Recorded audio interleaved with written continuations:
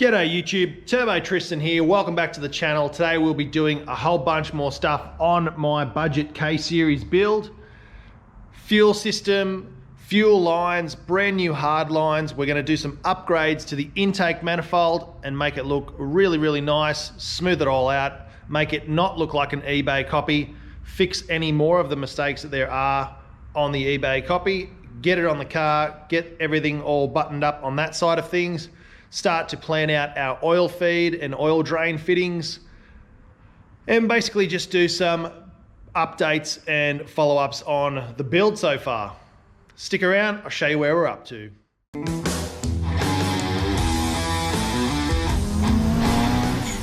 Since the last video, I've been hard at work underneath the car, just starting to button up a few things. I'll show you what I've done. So I've rerouted all of the factory brake lines. Yeah, I know they don't look the best, but these are brand new lines all the way throughout, all the way underneath the car. I've got one of the fuel lines just here. I've got to finish off the other one. So you can see here I've mounted -6 lines all the way under the car. I've just got to do the feed line. We've got some of these really awesome Raceworks fittings here. These hold the lines in place so that they don't vibrate and move around. We've got some -6 fuel line there, and that goes to the fuel tank inside the car. Another thing I've gone and done is I've gotten myself some Raceworks fittings here for the power steering. These are again -6 fittings. These fittings are M14 by 1.5 thread and M16 by 1.5 thread. Raceworks have those guys on the shelf. If you're looking for the part numbers, here they are here.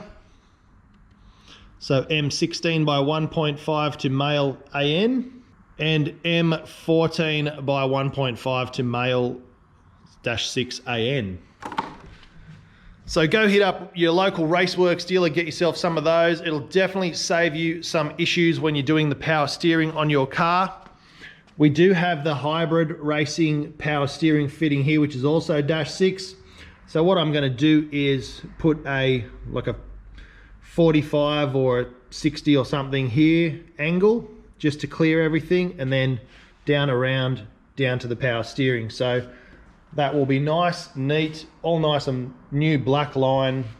It'll be -6, so it won't be that big fat power steering hose there. And that'll sort that out, so I get to keep power steering. Very important on the racetrack. You don't need to be fighting your car's steering. You need to be concentrating on driving.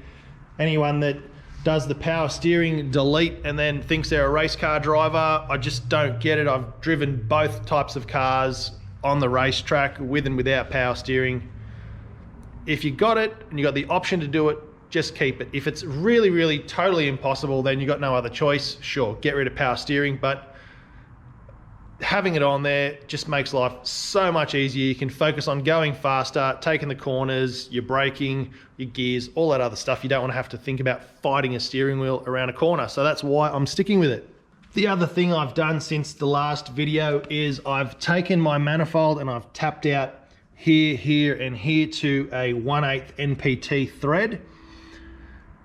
I'll be using this one and this one for vacuum/boost lines. I'll probably put a T off this one for my blow-off valve and my fuel pressure reg. And then this one I'll use as a map sensor, which is what it was designed for. And this one, which is the pollution gear, which comes out here and then lets air into each of the injector ports for whatever reason. Like a choke in an old 60s and 50s car. But we're gonna just put a bung in there, and I've got these guys from Raceworks that just goes straight in. It's a 1/8 NPT bung. Stick that in there with some Loctite. I've got a new gasket to go on here, and then we can fit that up to the engine. So if you're wondering what it looked like before and how I achieved such a nice looking plenum, it's actually hours and hours with the grinder on the flapper wheel, and I basically ground that down smooth, got rid of the casting mark for the Skunk 2 label that goes there when these are made over in the China for everyone and their dog to use. But I can probably get a remote vacuum block with 3 ports that will allow me to have my vacuum line for the fuel reg, vacuum line for the blow-off valve, and vacuum line and boost line for the map sensor. Not sure if I'm going to do that yet. It's pretty extreme, but I'm going to take this off now and go hit it with a bit of primer. I washed it all out last night. It's had today to dry. I'm going to wax and grease remover it, get it all smooth, tape up everything that I don't want paint to get into, and hit it with some primer. Let that dry. Then I'll hit it with the black heat-proof paint in matte black. If anyone wants to know how I came about the solution for mounting the fuel rail and using the injectors that I used, I actually used these standoffs which used to go on the old Plenum here, which held on that 2.4 I VTEC panel, that plastic panel that goes here on the K-series engines. And I just simply unscrewed that and then put that straight into the manifold there. Got a bit of Loctite on there just so it doesn't wriggle loose. And then I'll nip that up. And I actually used the original nylon washers just as an additional spacer there. They came on the factory fuel rail. So the injectors that I'm running are the 3/4 length Raceworks 1150cc, E85 compatible. And just having those injectors and the hybrid racing fuel rail, this setup actually comes out at the perfect height. So definitely recommend that. One thing I am thinking of doing is just to make things a bit more tidy and not to have so many sensors or bungs fitted on, is I'm probably just going to tap out the bottom here of the intake and put another tap and die through that so I can run my intake air temperature sensor, which is this guy down here, and I'll run that under the plenum out of the way so that we can get accurate air intake temps after the cooler and we don't have it hanging out in the engine bay somewhere it can get snapped off. So I'm going to drill and tap that, stick that in there, and then we'll have another air intake temp sensor for the Haltech to read. I've also got myself a thermal gasket here to fit up and put on, and I will be putting some sealant around the water jacket outlets there before I stick that up onto the motor. There we go, there is the drilled and tapped out hole, and then we just take the sensor and that will then screw in there. Now I'll put some PTFE tape on there before that goes into its final spot, but trust me, it'll go in there just fine. It'll be tucked underneath the plenum so you won't see it. I did chuck it up there and just see how much room was underneath here with the hose and the alternator and everything, and also the starter, and there's plenty of space, so that will be perfect. And then if we look inside, maybe need a bit more light, but it's just right in there, so perfect. It's going to get the best possible reading of the best possible intake temps, and yeah, I think it's a good solution. It's out of the road, you can't see it, it'll make the wiring easy, it'll just sort of run with all the other wires. The injectors will probably come through here, and then everything will just sort of tuck away off to the side. So I think that is a good solution. Bit late now, it's already drilled in there. There was 2 little vacuum ports here. What I did is thread and tap those as well and put some screws in there. They look like just normal Phillips head screws, but that's actually like an M3 threaded fine thread with Loctite on it, so that's not coming out.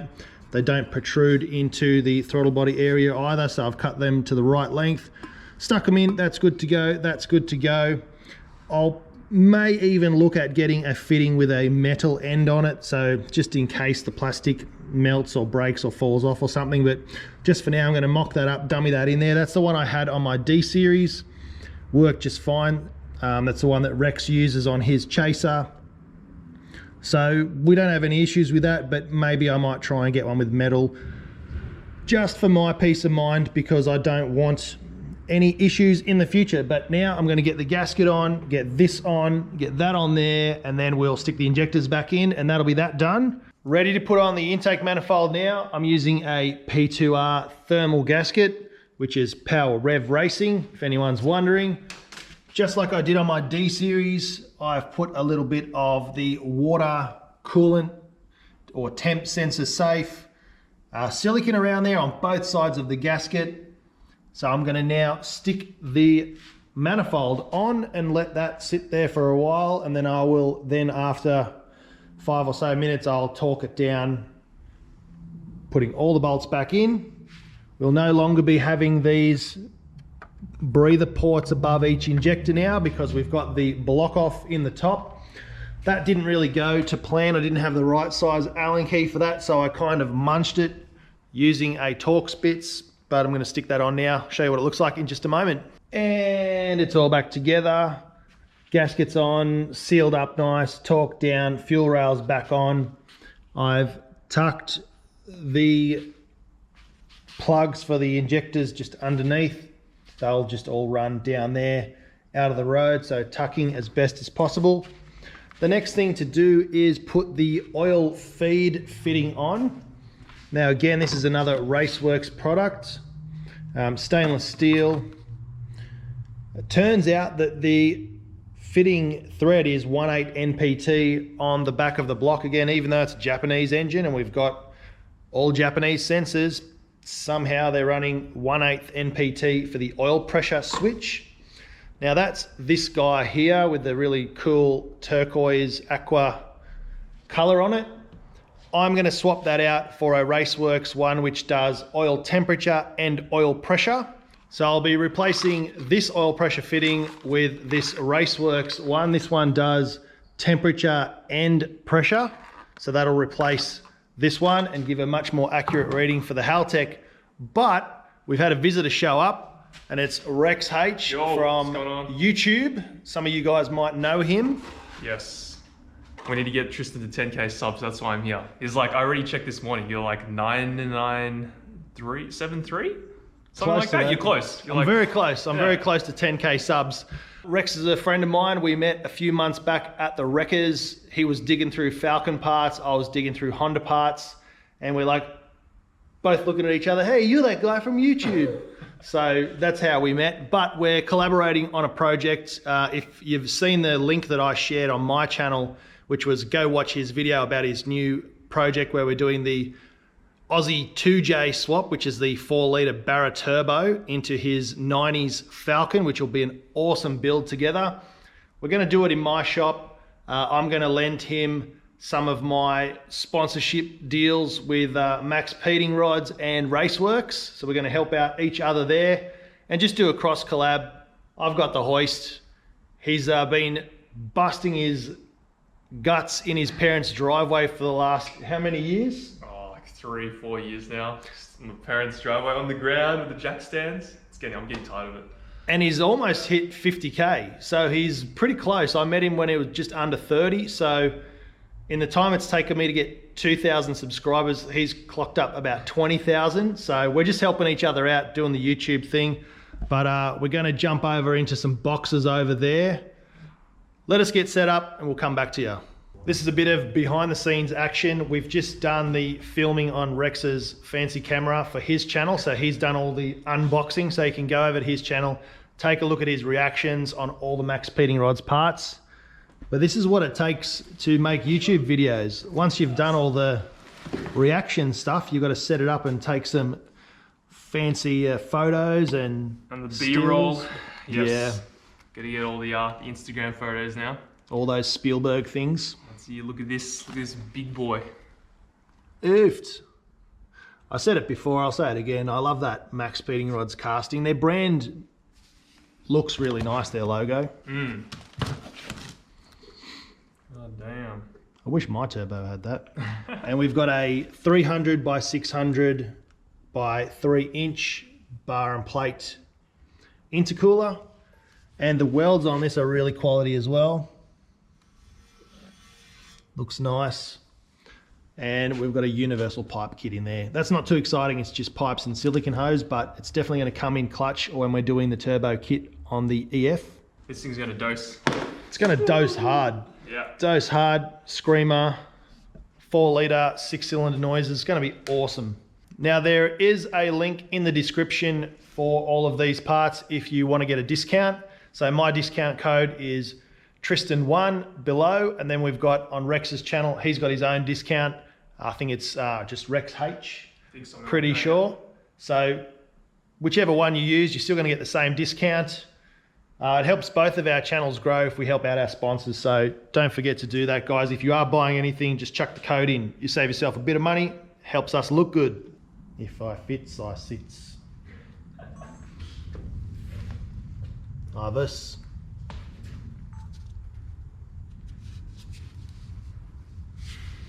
So curious. He is a little baby boy. How old is he now?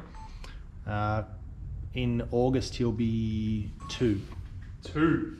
Jesus, not even that old. No. So, yeah, 18 months old. What else? Some pipe action going. Let's found himself a box. That's it for Rex. He's got to go and do other things, but yeah, thanks for coming round. No worries, we'll be back soon, and we'll be using his, Tristan's hoist and all that. We'll be stealing it off him, and then Barra's going to be stuff that you're not familiar with. Yeah, most of my viewers are from America, and they're all Honda boys, which is cool, but they probably haven't seen a Barra. The only other person that's done one over in America is really Adam LZ, so pretty interesting. We're going to slam it into that old girl there, which I'll show on my channel. I haven't done yet. You haven't yet? So you guys haven't seen this.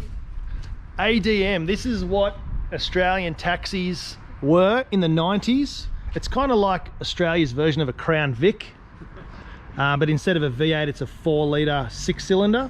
Yep. And then we had its competitor over there, which is the Holden or GM Chevy, if you will, but not really. Holden 6-cylinder, and that's the Ford 6-cylinder. So these two rivals, but this one's going to get the 4 litre Barra 6-cylinder, which is Aussie 2J power.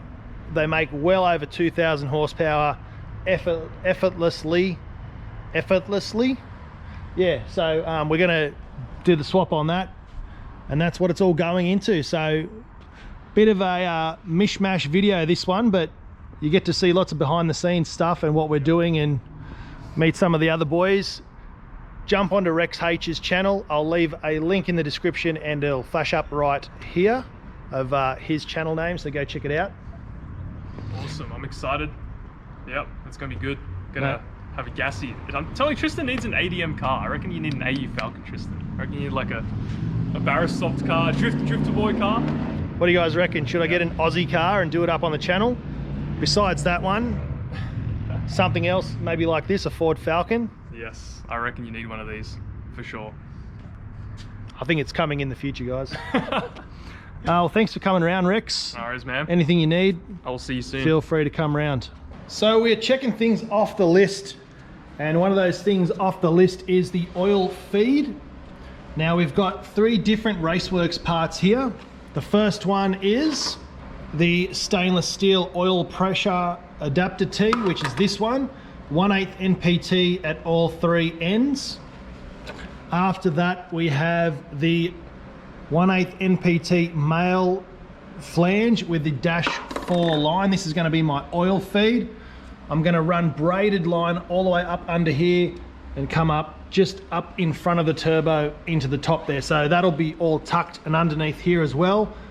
Probably get a little bit of Raceworks silicon heat shield for just along here, and just sort of only leave it silver just up there. And then lastly, we have the pressure sensor. Now this is a 1/8 NPT fitting, 150 PSI. It can be used for fuel or oil, and it does the pressure and temp, I believe. So this accurate data will be what we need for the Haltech.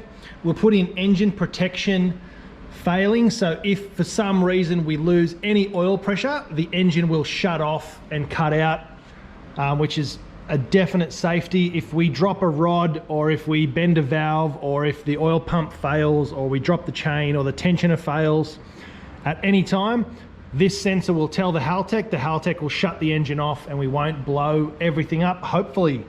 Having said that, I do have a K20 oil pump and chain and the baffle and everything all coming ready to go on the engine, and at the same time we'll do front and rear seals. I also have a surprise. I'm doing some R&D and testing on a new kit which I'll be designing, which will be, you'll have the option of a K20 or a K24 kit with the 50-degree VCT, all Japanese parts, to save you heaps of money on buying the OEM, but these are genuine Japanese parts for the Honda K-Series engine. I'm going to be doing special kits at special pricing up on my future website, which will have them as a kit. You can just click K20 50-degree or K24 50-degree, and you'll get the kit with all the chains, the tensioner, the guides, everything. So that's something coming in the future. Look out for that. While I'm here, I'm going to put a brand new oil filter on it. We've still got oil in the sump, but that doesn't matter. I turn the engine around sort of once a week just to let oil flow through everything. But when we pull off the timing cover and everything here to do the chain and the pump, then we'll put some fresh oil in it after that. But we can go ahead and put a filter on there just to dress it up, make everything look nice. I'm going to get stuck into finishing off the fuel lines, and then we'll come back to you and show you all that. Basically cutting, bending, and doing some fittings. You've seen me do it before on the channel, so I'm going to get that done, get it all nice and tidy. We've got heaps of cool brackets, all Raceworks parts, of course. So stay tuned, I'll come back and show you what I've done. So I've managed to finish up a whole bunch of really small little jobs that I needed to do, I've been putting off. I got some tiny little hectic JDM little dress up pieces for the engine bay. I've ran the second piece of fuel line. So I've decided, instead of putting them there or running them to the other side, I'm just going to mount them here with a bracket. One of those little Raceworks billet brackets. And then the engine's going to sit here somewhere, the fuel rails here somewhere, so the fuel lines will just come down, curve around and go to there. I think that'll be a good spot out of the way. I was considering running it across the back of the firewall and up and over and into the fuel rail this side, but I'll just run a 180 fitting, which I already have in my box of Raceworks stuff. So it'll just be 180 in, pressurize, have fuel pressure, out to the fuel pressure regulator, and then drain back into the tank there. I'm missing one fitting, so I can't finish the whole job off. I'll show you it up in the air in just a moment. Fuel rails back on, gaskets on, that's a thermal gasket. We've painted the intake plenum and grinded it down, tapped everything out, blocked off the pollution gear hole there. Around here we've got the Raceworks -10 fittings on, the T7 design oil drain. I've got some of this really cool silicon Raceworks sheathing here, and I've given myself a little bit of extra slack for when I get the fitting for the turbo, but it's going to come around like that. It does look like a very long drain, but it's all downhill. So the exhaust will come down around and either go in behind this pipe, the drain, or the drain will push over and the exhaust will sort of go in front of it like that. Now this is silicon, it's fiberglass heat shield reinforced. It will not melt on an exhaust. It's tested to hundreds and hundreds and hundreds of degrees Celsius melting point, so that's all sweet. Looks cool. We've got the Raceworks logos there, so supporting the guys that support us. I've spun the cartridge around. We've put in the oil restrictor, and the oil line is going to come from this fitting which we talked about earlier, all the way underneath here, up, out this section, and then in there. So it'll be nice and tight. You'll just see braided line, and then it'll tuck down underneath to here. I've put a new oil filter on, nice and tight. Chuck it up on the hoist and I'll show you under the car. What do you reckon, Iverson? So here we are under the car. We've got some dash 6 push lock hose, and I've used some high pressure clamps on there just for extra security. There's a Walbro 460 in the tank. These are those really cool Raceworks fittings I've got for the brake lines and also for the fuel line. So I've got 2 dash 6 lines all the way up here. We've got the Raceworks fuel filter. Now that one is cleanable. They do sell different cartridges for those, just a matter of unscrewing the fittings, sliding it out, and then taking off the end caps, and it comes out with a filter. Now this is the other line. It's a little bit longer because I'm just waiting on a female fitting just like this to go here, and then I'll join it onto the line all the way up there. More fittings here for the brake lines. There's another one there. And that's where we're up to. I did mention the fittings here for the power steering. They're also from Raceworks. So there's going to be a bracket just here. I also ran out of a riv nut size that I needed, so I need one more riv nut size, so I've got to buy a bag of those, and then that will press up hard like that.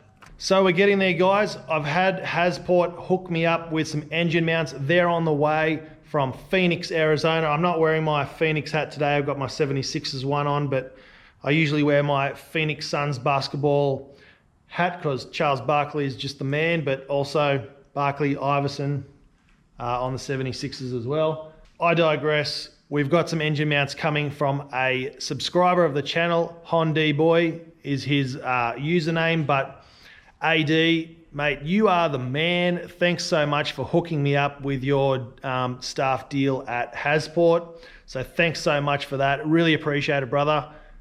And also thanks to your missus and your family and everyone else that got involved to help make it happen. There was a little bit of a muck around, so thank you so much to the both of you. You are awesome people, and I can't wait to repay the favor one day. So don't forget, I owe you one. And here it is here. We're starting to look like a pretty serious engine, waiting on a timing chain kit and my oil pump to come. But there it is there. Looking pretty beefy. I've also figured out these thread sizes if anyone needs to know. That is an M16 1.5 thread. This one down here is an M14 1.5 thread. So I'm going to get a fitting for that with a -8 adapter for my oil catch can. And for the water outlet port, what I'm going to do is get a reducer that's 16mm thread by 1.5 pitch and a reducer inside so I can put my coolant temp and pressure sensor in there. It's important to have pressure sensor on your coolant when you're running boost, because if you lift the head or your head gasket goes, the extra pressure in the coolant will tell the engine management or the Haltech what's wrong, and then it'll also go into engine protection mode and shut down so you don't hydro lock your whole engine and fill it up with water. So another thing that I'll be doing on this build, we did the Dirty D build and we cut all the corners and we did it as cheaply as possible. Did a Vitara build, great learning curve, but now we're moving on to the big boy stuff. So thanks for watching. There was another update, another vlog. We had REXH come around, so don't forget to check out his channel and subscribe if you haven't. He's blowing up at the moment. He's almost at 50K, so help him get there. Help me get to 100K while you're there. You know, so, but don't forget to spool up, hit the subscribe button, like and share it to all the Honda groups, all the K groups. Do me a favor. It helps if you guys share everything for me as well. And we'll see you in the next one. Cheers. And lastly, before I forget, there's one more thing we got to do, which is really satisfying. And that is clip this guy in here. There we go. Can't have an engine bay without the little nice brand new place to lock in your bonnet strut.